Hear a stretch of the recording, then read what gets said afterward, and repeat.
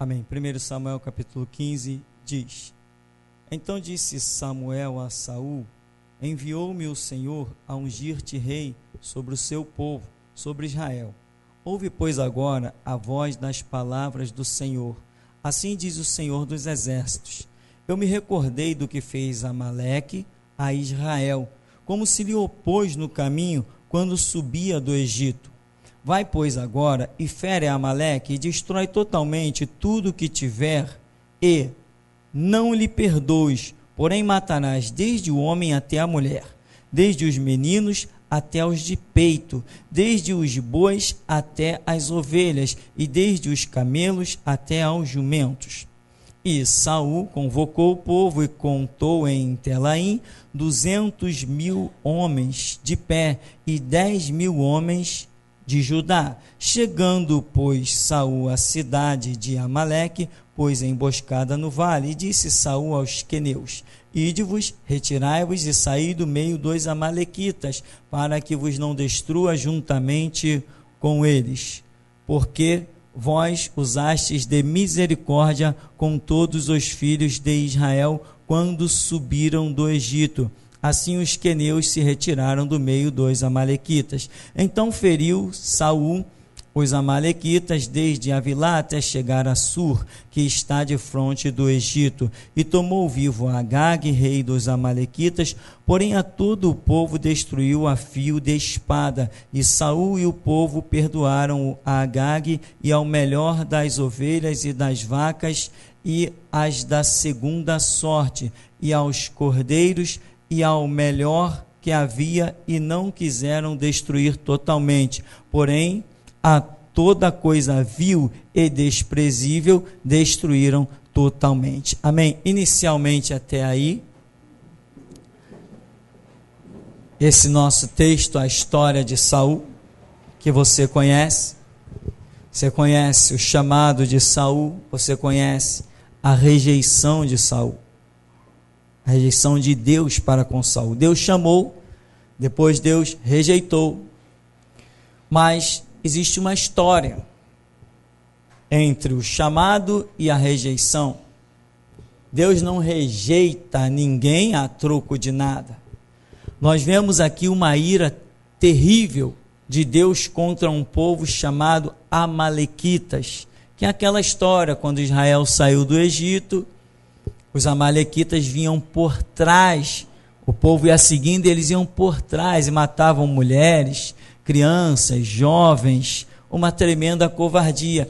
E Deus esperou os anos passarem, passou, foi tempo, foi-se embora o ministério de Moisés, foi-se embora o ministério de Josué, foi-se embora o tempo dos juízes, passou aí sei lá quantos anos, 300, 400, 500 anos, eu não sei, a nível de história, quantos anos se passou, mas um dia Deus vai lá na frente, quando levanta o primeiro rei de Israel, vem e diz assim: eu te levantei para isso, para satisfazer a minha ira contra a covardia dos amalequitas, quando o povo de Israel saiu do Egito, e eles fizeram essa coisa, se opuseram no caminho, eles mataram, assassinaram, enfim. Deus, então, é alguém que se ira. Mas se Deus se ira contra o ímpio, a Bíblia diz que ele não faz acepção de pessoa. Ele se ira contra o ímpio. Se eu hoje sou um justo e amanhã me torno um ímpio, ele se ira contra mim. Então eu tenho que manter sempre a postura de justo.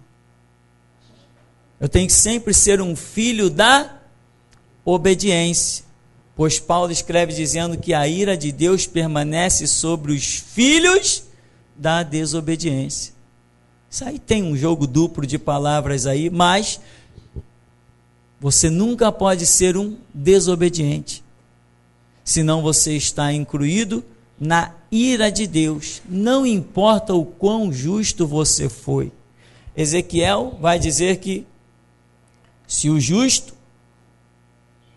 depois de toda a sua carreira de justiça, no final da sua vida, ele vier a praticar a injustiça, Na sua injustiça ele morrerá, e toda a justiça que ele praticou dela não se fará memória. Acabou. Ao contrário do que muita gente pensa, não, mas eu também já fiz muita coisa boa. Não, Deus não aceita que se tenha feito coisas boas e agora se passe a fazer coisas más. Ao contrário, quem conheceu o caminho do bem e da verdade, esse mesmo que é inadmissível, que venha se tornar um injusto. Este mesmo que é inadmissível. E Ezequiel ainda vai falar, agora se o homem foi mal a sua vida toda, e no final da sua vida, ele vem praticar e reconhecer a justiça, pela sua justiça ele viverá, e toda a sua injustiça dela não terá memória. Não foi isso que aconteceu com o ladrão lá da cruz? Não reconhece que nós somos dignos do nosso castigo, somos pecadores, mas esse aí mal nenhum fez. Senhor, lembra-te de mim quando entrares no teu reino. Jesus falou o quê? Hoje mesmo tu estarás comigo no paraíso. E o meu passado? Que passado? Não estou vendo passado nenhum. Amém? A Escritura diz que que Deus pega os nossos pecados e os lança nas profundezas do mar, e deles não faz mais menção, desde que passemos a andar no caminho da justiça, da verdade. Saul é um rei chamado, e ele passa a trilhar o seu caminho de verdade, de justiça. E se você for olhar o histórico de Saul, desde que ele é chamado, irmãos, é muita glória, é muita vitória.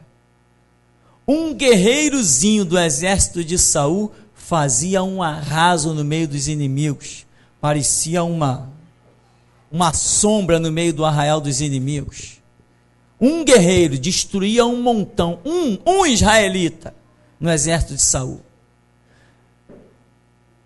Os escritores colocam, os autores ali, os que receberam de Deus, e Davi menciona que Saul e Jonas, seu filho, eram como leão e águia, tão rápidos e velozes que os adversários ficavam perplexos. Nós sabemos que isso não é uma coisa natural. Nós sabemos que isso é algo espiritual. Algo espiritual sobre a vida de um homem. A semelhança de Sansão, não era natural um homem derrotar um exército? Só se fosse coisa de Hollywood. Naquele tempo, nós sabemos a realidade, a história está aí catalogada para quem quiser. O poder de Deus sempre agindo. O Mar Vermelho está lá com restos das carruagens do Egito para qualquer arqueólogo que queira ver. Lá está sepultado e seguro pela mão de Deus, lá no mesmo lugar, para todo mundo ver. O poder de Deus é tremendo, é inigualável. Deus chama Saul e lhe dá a ele uma capacitação tremenda. Saul está lá todo tímido no canto. Samuel já tinha ungido ele rei, falou, vem cá se apresentar para o povo, ele lá escondido, não, eu não, tal. Aí com muita dificuldade o arrastaram para a mesa, ele todo tímido. Daqui a pouco Deus diz assim para ele, olha, o rancho dos profetas está passando e meu espírito vem sobre eles. Vamos acabar com essa timidez aí de Saul.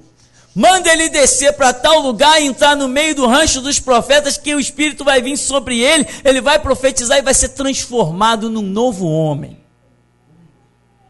Uma operação tremenda de Deus, capacitando, é Deus trabalhando na vida do homem, capacitando. Daqui a pouco esse homem não tem mais medo de nada, não tem mais timidez com nada, ele sai para a guerra na frente dos exércitos, ele vai conquistando. Ele conquistou os amonitas, ele conquistou um monte de filisteu várias vezes, ele saiu conquistando tudo que foi povo que se levantou no meio do caminho, tudo que Deus dava direção, ele ia lá e conquistava todo mundo, não tinha ninguém que ficasse de pé diante de Saul. Por quê? Porque Deus era com ele. Simplesmente, resumidamente, Deus era com ele, acabou a história. Se Deus é com a gente, na frente só tem conquista.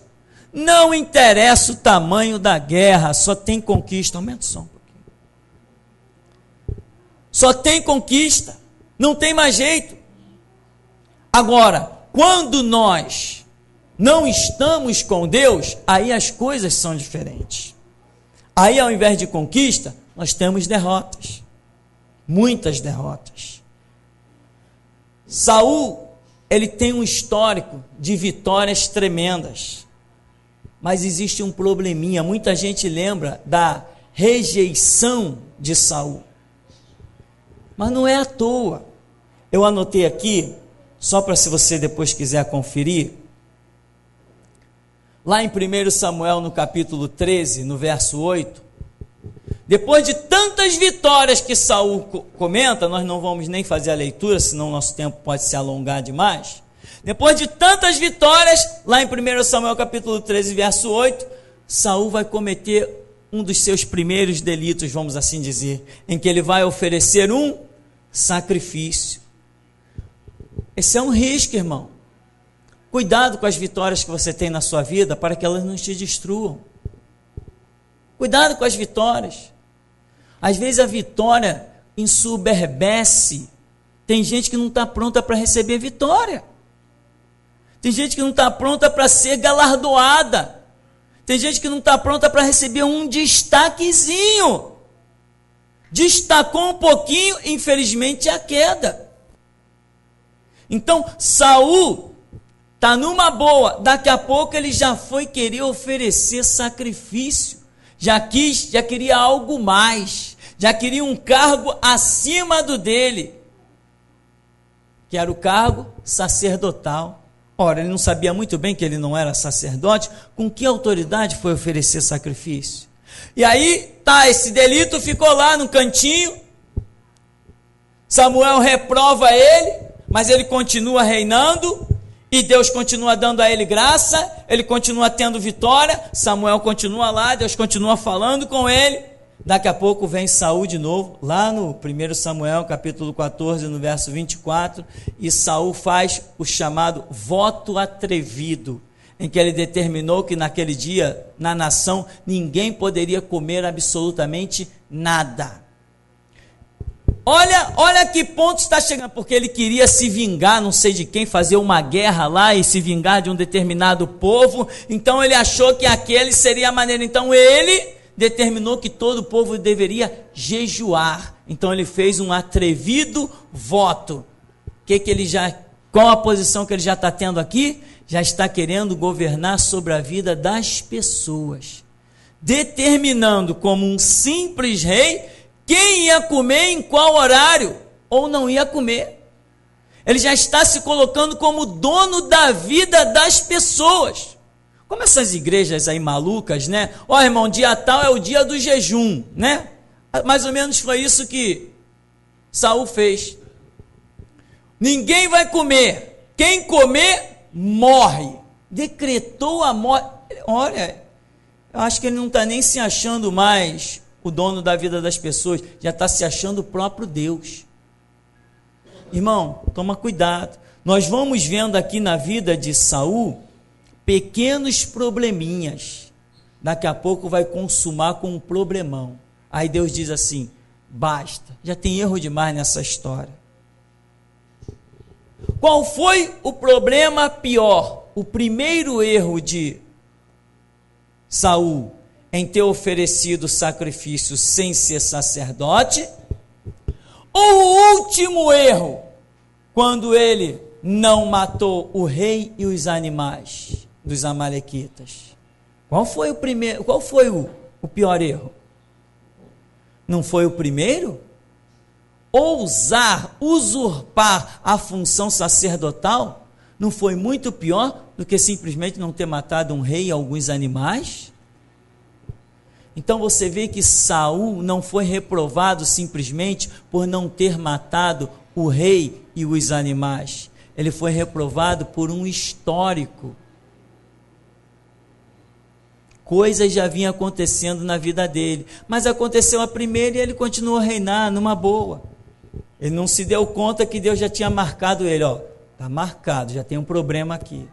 Aí ele está reinando, está conquistando, está tudo bem. Aí daqui a pouco ele vem e faz um voto atrevido lá, quis matar o próprio filho, porque o filho nem sabia que ele tinha feito o voto atrevido, provou lá de um favo de mel, Quando ele soube que o filho tinha comido de um favo de mel, determinou a morte do filho. O povo é que intercedeu e não deixou ele cometer mais essa loucura, porque ele determinou que o filho ia morrer. Então Deus foi só marcando. Errou aqui, vai seguindo. Errou aqui, vai seguindo. Errou aqui. Foi assim que Deus foi fazendo na vida de Saul. Daqui a pouco, quando ele não matou o rei e os animais, Deus falou, errou mais aqui. 1, 2, 3, 4, 5, basta. Está reprovado. Entende, irmão? Então, meu irmão, não espere. Caramba, eu não cometi um delito grandão. Ai, estou bem com Deus. Legal. Não cometi delitos grandes, astronômicos. Cuidado, porque um errinho aqui, um errinho ali, outro errinho acolá, uma hora vira uma bola de neve enorme. Você já ouviu falar que de grão em grão, a galinha enche o papo, né? Então cuidado, meu irmão. Não brinca com a paciência de Deus, não. De errinho em errinho, daqui a pouco você tem um histórico de erro horrível. Horrível. Já viu como é que fazem na delegacia? Uma pessoa é presa. Qual a primeira preocupação deles? É ver se eles, aqueles que foram presos, ver se eles têm passagem pela polícia, não é isso? Tem antecedentes criminais. Uma coisa é o réu primário, né? E outra coisa é quem já cometeu outros delitos. Mesma coisa é para Deus, meu irmão. O erro de Saul, ora, ele já tinha errado pior. Ele já tinha cometido erro pior e não tinha recebido palavras tão duras. Não tinha sido tão abandonado. Deus ainda continuava a falar com ele. Samuel continuava a comer com ele. Ainda continuavam. E a história de Saul vai acontecendo. Aí toma-lhe errinho aqui, toma-lhe errinho ali, toma-lhe errinho acolá. Daqui a pouco Deus falou, basta, já chega. Chega, toda hora um errinho aqui, um errinho lá. Qual foi o grande erro de Saul? O grande erro de Saul não existiu. A questão da reprovação foi o amontoado de erros que ele vem cometendo ao longo da sua caminhada. E quando Saul é destituído, quem ia tirá-lo agora de lá? Está ele reinando, e quem ia tocar naquele homem, rodeado de exércitos, com autoridade? Para muitos do povo, ele ainda era o rei. A Bíblia diz, quando um cego guia outro cego, ambos cairão na cova, e Saul levou o povo para a guerra, e foi uma catástrofe, quando Saul levou esse povo para a guerra. Então, meu irmão, eu quero que você anote primeiro isso. Não foi o último erro de Saul que o reprovou, mas foi um conjunto de erros que o reprovou. Aqui, seguindo o nosso texto, no verso 10 diz: então veio a palavra do Senhor a Samuel dizendo: arrependo-me de haver posto a Saul como rei, porquanto deixou de me seguir e não executou as minhas palavras. Então Samuel se contristou e toda a noite clamou ao Senhor. E madrugou Samuel para encontrar a Saul pela manhã, e anunciou-se a Samuel dizendo: já chegou Saul ao Carmelo, e eis que levantou para si uma coluna. Então fez volta e passou e desceu a Gilgal. Veio, pois, Samuel a Saul, e Saul lhe disse: bendito sejas tu do Senhor, executei as palavras do Senhor. Então disse Samuel: que balido, pois, de ovelhas é este nos meus ouvidos, e o mugido de vacas que ouço? Quer dizer, o que nós vemos aí? Saul tem uma ordem, mas ele não se concentra na ordem que ele tem. O que é a ordem? A ordem é a direção que ele tem para andar. Ele se desvia por vários caminhos. Ele vai dizer que foi o povo que colheu aquelas ovelhas, foi o povo que poupou a vida do rei. ele não se concentra. Irmão, procure ouvir Deus e se concentrar na direção que Ele te dá. Procure parar, pensar, meditar, quebra um pouco essa agitação, essa correria da sua vida e procure parar um pouco diante de Deus para saber os passos que Ele quer que você dê. Às vezes a sua vida está tão agitada, acorda de manhã, vai para o trabalho, aquela correria, você nem uma hora de almoço você já não tira mais, é aquele desespero, já volta para casa, já chega em casa, já para dormir, porque tem que descansar, porque amanhã já tem que acordar cedo de novo, e você fica nessa correria, e você acaba não se concentrando no que Deus quer para a sua vida. Você não se concentra, e Saul aqui se deixou levar por muitas coisas que ele menciona diante de Samuel, mas nada daquilo foi julgado como justificativa suficiente, o decreto veio.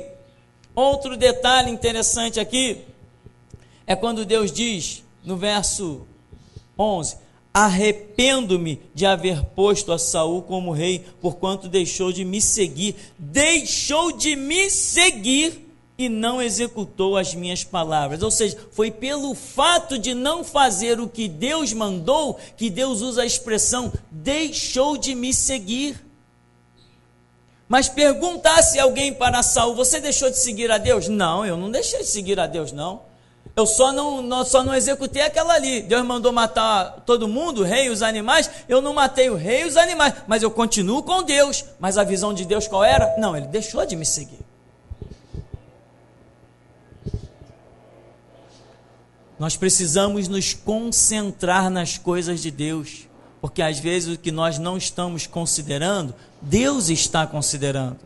Às vezes estamos vendo de uma maneira e Deus está vendo de outra. Nós precisamos ver da mesma maneira que Deus vê. Por isso Paulo diz, nós temos a mente de Cristo. Nós precisamos parar, nos concentrar, pensar, meditar, não ter pressa, porque senão você troca os pés pelas mãos e põe o carro na frente dos bois. Cuidado, para, pensa, meditação, deixa Deus falar, deixa Deus confirmar. Quem perguntar, Saul, tu se desviou de Deus? Não, longe de mim tal coisa. Mas Deus olhou e disse assim, não, ele se desviou, ele não está mais me seguindo não. Eu mandei ele fazer uma coisa, ele não fez, isso aí não é meu discípulo, isso não anda comigo. Estava reprovado somente pela falta de uma atitude. Mas ele blasfemou contra o nome de Deus? Ele blasfemou contra a Escritura, contra os mandamentos que Moisés deixou? Ele se levantou contra o templo, ele se levantou contra o nome do Senhor, ele levantou poste ídolos na nação. Qual foi o grande pecado? Então toma cuidado, irmão, que às vezes o que nos derruba não é grandes coisas, tipo Davi, que cometeu um adultério e mandou matar Urias. Que coisa horripilante, que coisa monstruosa. Não, mas às vezes uma pedrinha aqui que eu tropecei, um degrauzinho ali que eu tropecei, uma coisinha e outra, no final das contas, quando eu olho, a estrada da minha vida está cheia de buraco, está com um histórico terrível, que Deus não dá mais crédito para mim. Então é necessário tomar cuidado com essas coisas. Outra coisa então, como falei, Deus está dizendo, eu me arrependo. Imagina, diminui o grave. Imagina Deus falando para alguém, olha, eu livrei aquele cara da morte, eu arranquei ele lá das práticas satânicas, eu sustentei ele em condições impossíveis, eu dei a ele recurso desde o ventre, eu venho operando, eu venho preparando aquela pessoa para executar a minha obra, para executar os meus desígnios, e eu consegui, eu botei ele lá aonde eu queria, eu botei ele lá sentado no trono, e agora eu estou arrependido disso que eu fiz. Eu estou me arrependendo, eu vou tirar ele de lá, eu botei e eu vou tirar. Irmão, a história está cheia dessa dor para Deus. Ao longo da história, Deus vem levantando gente de tudo que é jeito, com mão forte e poderosa. Deus vem levantando homens e mulheres com mão forte e poderosa. Deus vem trabalhando de uma maneira tremenda. Talvez por isso o Senhor Jesus tenha dito: o meu Pai trabalha até hoje e eu trabalho também. Trabalha para nos levantar, trabalha para nos sustentar, trabalha para nos manter de pé. Então Deus vem, trabalha. Quando chega lá, nós vamos e decepcionamos Deus. E aí Deus diz assim: puxa, eu não consigo agora completar o meu desígnio, porque aquele que eu preparei não vai dar, agora eu vou esperar outro. Mas eu vou completar o meu desígnio, eu vou esperar outro. Então às vezes Deus tem uma obra para realizar em 10 anos. Ele prepara um camarada, quando o camarada chega, que começa no primeiro ano da obra, o camarada faz 6 meses da obra e cai. Aí Deus vai e trabalha na vida de outro, levanta. Quando pega daqueles 6 meses que ficou para continuar, o outro vai mais 6 meses, 1 ano e cai de novo. Às vezes, para realizar uma obra de 10 anos, Deus precisa contar com toda uma geração. É um pedacinho com um, é um pedacinho com outro, é um pedacinho com outro, porque é muito difícil alguém levar a sua missão até o fim. O apóstolo Paulo não levou. O grande apóstolo Paulo não levou a sua missão até o fim, fracassou. Eu fico olhando, é claro, eu não sei se Deus tem os mesmos sentimentos que nós, talvez tenha, porque nós somos imagem e semelhança dele. Mas imagina você pegar um filho e dizer assim: teu filho está crescendo, você dizer: opa, está na hora dele começar a ler. Aí você taca português nele, matemática, química, física, biologia, inglês, francês, alemão. Você transforma ele num ícone. Aí você coloca ele na aula de música, tal, você faz dele um maestro. Você põe o teu filho de uma maneira que ele simplesmente não abrir da boca, ele está ganhando dinheiro, ele está fazendo 1000 coisas. Daqui a pouco teu filho diz assim: eu não quero mais saber de nada disso não, vou pegar a grana que eu já ganhei aí, meu negócio é ficar na esquina jogando baralho, bebendo cachaça. É assim que muitos homens e mulheres têm sido vistos diante de Deus. Depois de um investimento maciço de Deus, dão as costas. E isso é o tempo todo. O tempo todo. Tem gente que chega nesse ministério e tem a coragem de dizer que a palavra é muito forte, que aqui não é lugar para ele. Então ele não tem lugar no reino de Deus, porque a palavra que conduz ao reino de Deus é forte. Ninguém vai entrar lá com alimento fraco, alimento de terceira. Jesus falou, quando pregou: quem não comer do meu corpo, quem não beber do meu sangue, não tem parte comigo. A multidão foi embora. Ele vira para os discípulos: vocês querem ir embora também? Pode ir. E alguém vem e diz: não, eu ouvi, mas é muito forte para mim o ministério. Se a palavra de Jesus Cristo é forte e nós não somos corajosos o bastante para nos curvar a ela, não tem espaço para nós no reino dos céus. Então, Deus investe nas nossas vidas, mas daqui a pouco Deus olha e diz assim: caramba, me arrependo, vou ter que arrancar mais um.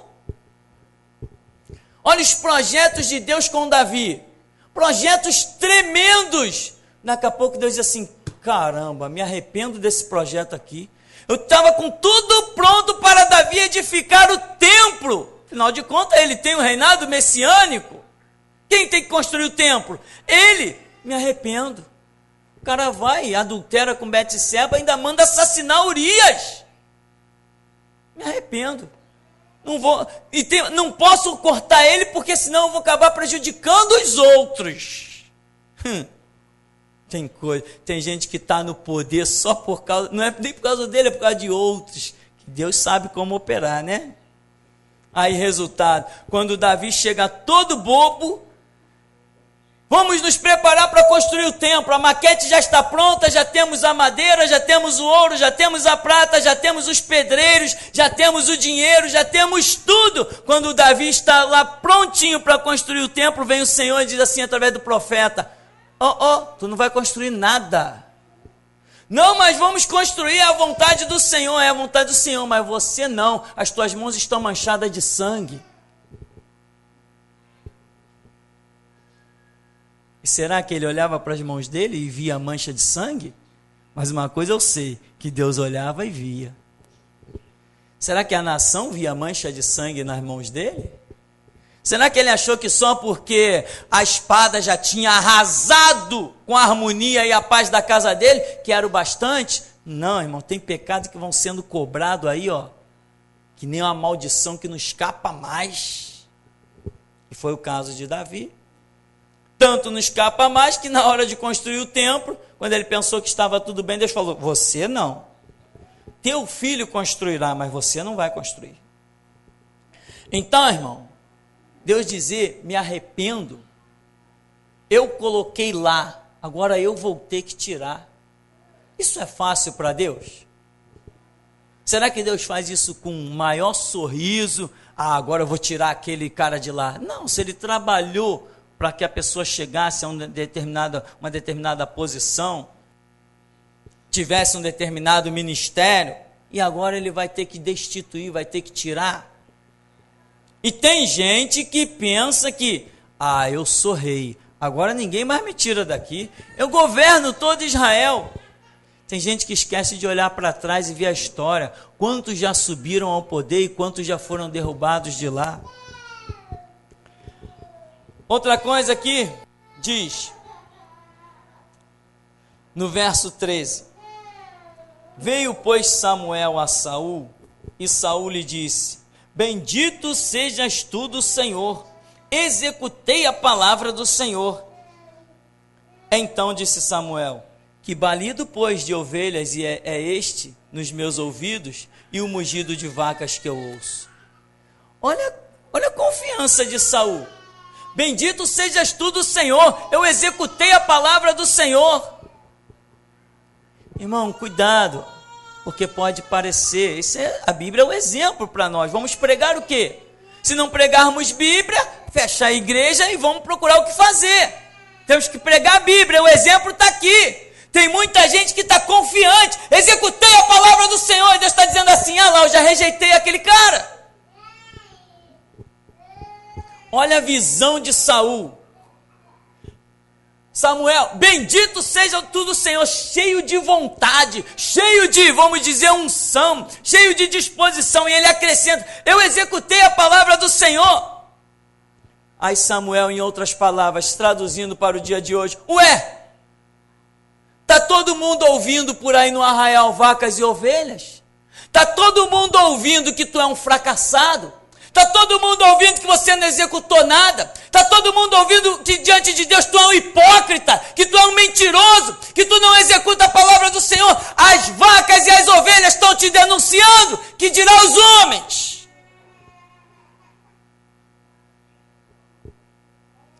Mas para Saul, está tudo debaixo do pano. Eu sou o rei, quem manda nessa coisa aqui sou eu. Eu que mando, eu sou o rei. O que eu falo está falado, o que eu digo está dito. Eu sou autoridade, eu tenho cargo, eu tenho posição. Sou eu que mando. E Deus está lá dizendo assim, vamos ver. Nós somos pó e cinza, se é que somos isso. Mas o infeliz, eu executei a palavra do Senhor, Deus está comigo, eu realizei tudo. É mesmo? Sabe o que Deus disse para Davi? Davi, sabe o teu pecado que você fez lá debaixo de 7 panos? Lá dentro da tua cama com Betseba? Sabe aquilo que você escreveu lá no teu escritório e passou para a mão do teu oficial? Para o próprio oficial, para ele ser assassinado? Sabe aquilo que tu fez lá escondidinho? Por causa daquilo que tu fez escondidinho? Todos os povos em redor estão rindo da minha cara, Davi. Cuidado, meu irmão. O nome de Jesus Cristo está sobre você. E ai de você se esse nome for blasfemado.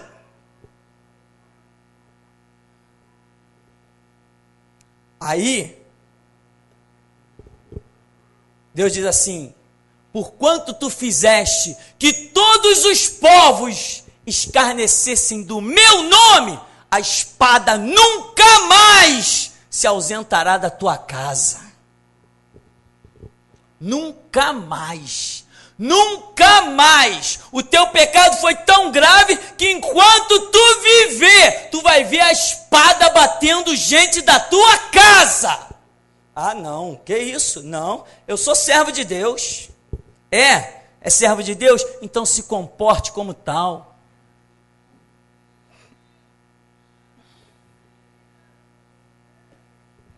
Quem foi que viu Betseba adulterar com Davi? Cadê o testemunha? Deus é testemunha de todas as coisas. E tem mais, a justiça por aí pede 2 testemunhas. No reino de Deus tem muito mais.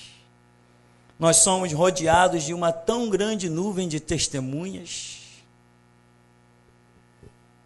Antes de fazer alguma coisa, meu irmão, às escondidas, pergunte-se se você a pode realizar na luz. Porque para nós, o que fazemos às escondidas, temos que também poder realizar na luz. Porque os olhos do nosso Deus vê todas as coisas. Então, veio Samuel a Saul, Saul lhe disse: bendito sejas tu do Senhor, executei a palavra do Senhor. Então disse Samuel: que balido, pois, de ovelha é este nos meus ouvidos? E o mugido das vacas que ouço? E disse Saul: de Amaleque as trouxeram, olha só, esse é um grande problema da humanidade. A Bíblia diz: de que se queixa o homem? Queixe-se dos seus próprios pecados. E o tempo todo a história da humanidade é Adão acusando Eva, é Eva acusando o diabo, e aqui nós vemos a mesma coisa, ó. E disse Saul: de Amaleque as trouxeram. Ele não disse: de Amaleque nós trouxemos, ou de Amaleque eu as trouxe. Não, de Amaleque as trouxeram. Eles aí trouxeram. Foram eles que trouxeram? E quem era o responsável pelo arraial? Cadê a oposição dele? Ele concordou. Quem concorda, o provérbio popular diz que quem com porco se mistura, farelo come. De Amaleque as trouxeram, porque o povo, não fui eu não, tá? Foi eu não.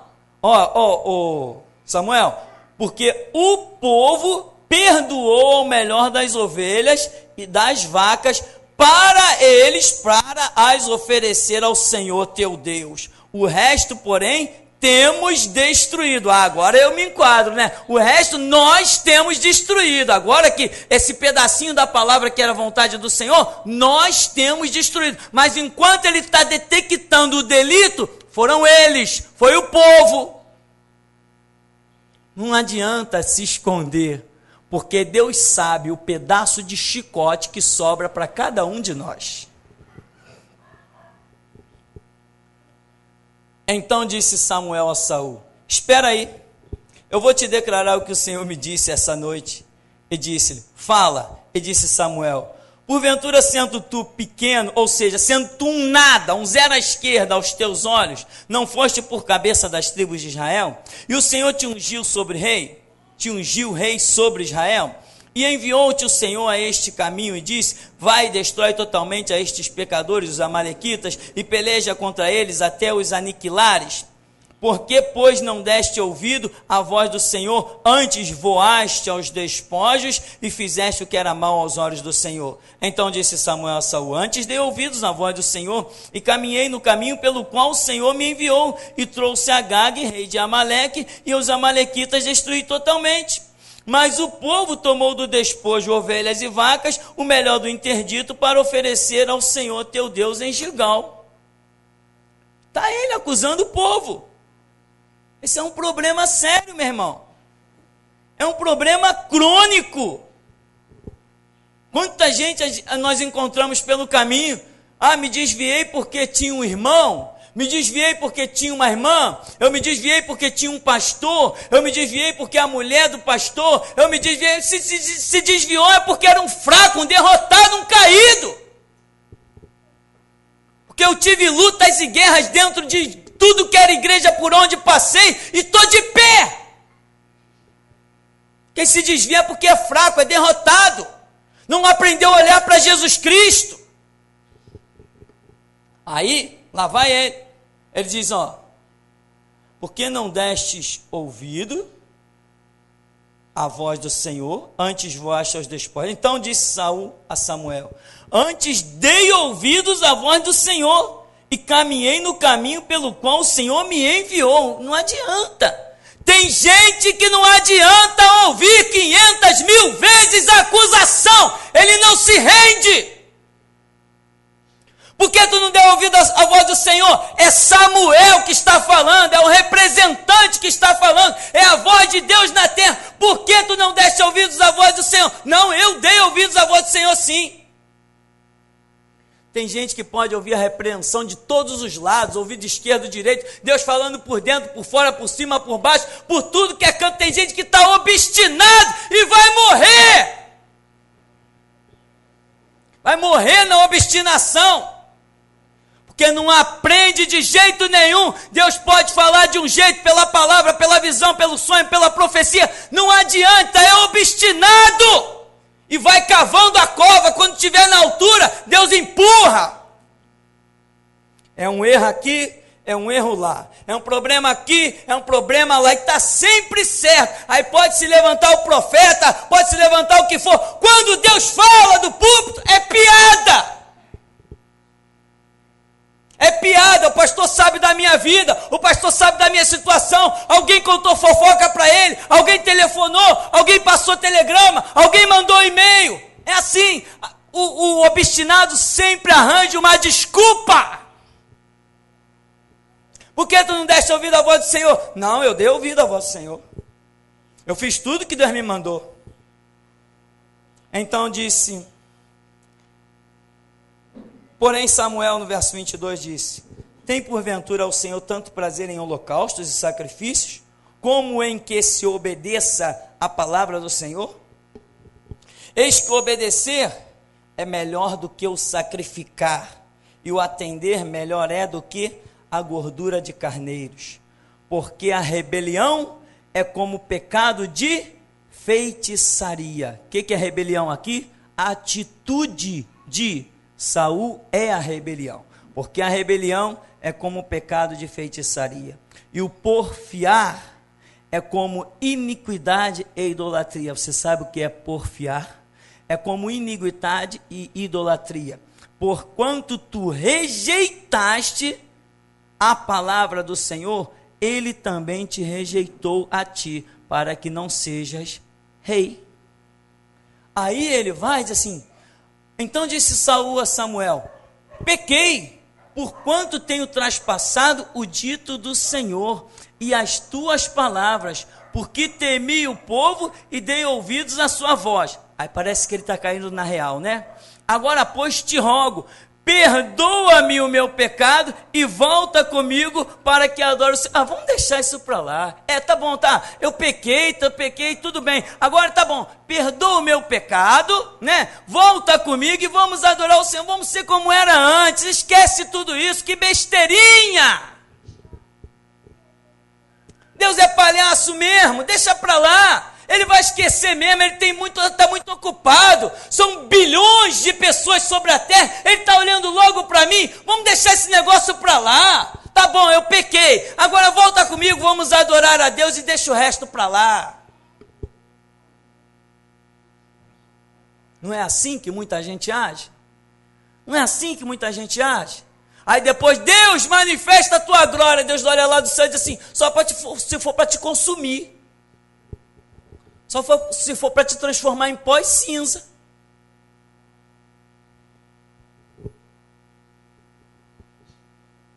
Porém Samuel disse a Saul, não tornarei contigo. Aprenda a ter postura, tá, irmão? Aprenda a ter postura, porque a Bíblia diz, não andarão dois juntos se não tiver de acordo. Porém Samuel disse a Saul, não tornarei contigo, porquanto rejeitaste a palavra do Senhor. Já te rejeitou o Senhor, para que não sejas rei sobre Israel. E virando-se Samuel para se ir, ele lhe pegou pela borda da capa e rasgou. Então Samuel lhe disse: o Senhor tem rasgado de ti hoje o reino de Israel e o tem dado ao teu próximo melhor do que tu. Também aquele que é a força de Israel não mente nem se arrepende, porquanto não é um homem para que se arrependa.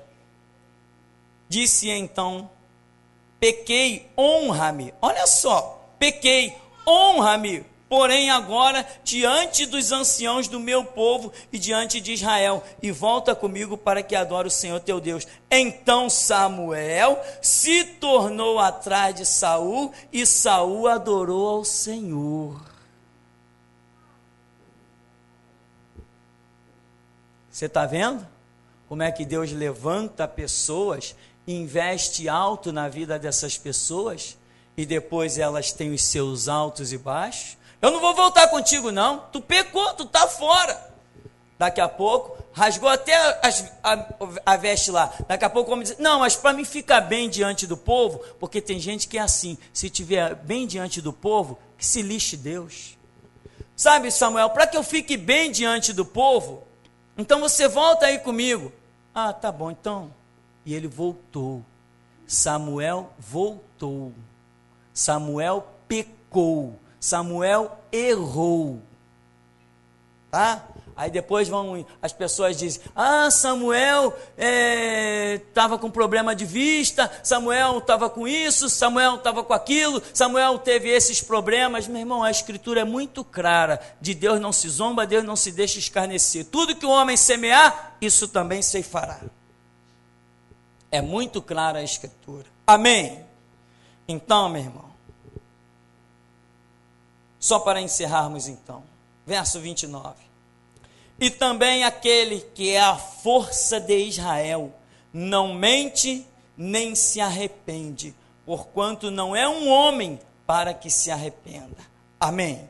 Que você tenha consciência disso. Deus não se arrepende de quê?